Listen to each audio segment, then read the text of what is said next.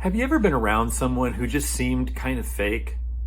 Who presented themselves to be something that they weren't or misrepresented themselves in some way? How did you feel about that? I bet you didn't like it because we really don't tend to like it at all when people aren't real with us. We don't like it when people try to play games with us, to manipulate us, or to somehow pull a fast one with us. So knowing that, here's a question. Do you do that with God? Do you pretend to be something that you're not with God? Have you really been real with God, gotten totally honest with Him about yourself and your life? Or are you hiding things from God, acting like you're someone else when you're in prayer with Him or in church or in worship? Now, the funny thing is that we can't actually hide anything from God. God knows everything, and He knows everything about us. Psalm 139, 1-4 says this: "You have searched me, Lord, and you know me. You know when I sit and when I rise. You perceive my thoughts from afar. You discern my going in and my lying down. You are familiar with all my ways. Before a word is on my tongue, Lord, you know it completely." This is just one of the verses that makes it, or passages that makes it so clear that God knows us completely, down even to the smallest detail.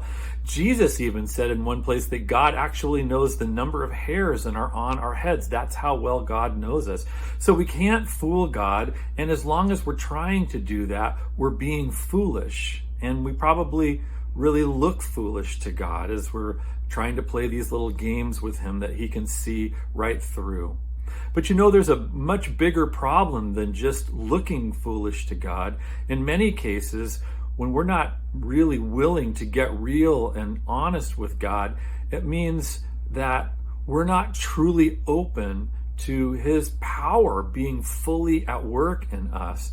Our attempts to deceive God mean that we're resisting Him. We're resisting His work in us. For example, if we're not honest with God about our sin and we're not seeking to be forgiven, then we're not receiving God's grace. And that's a huge problem for us. So for all of us, our goal should be to seek to be as real and honest with God as we can be. And if you think about it, we have nothing to lose. God already knows all of that stuff anyways, but we have a tremendous amount to gain. By being real and honest with God, we are growing our relationship with Him even deeper and opening ourselves up even more for His power and will to be at work and to be accomplished in us. So just like we want people to be real with us, may each one of us seek to be real with God.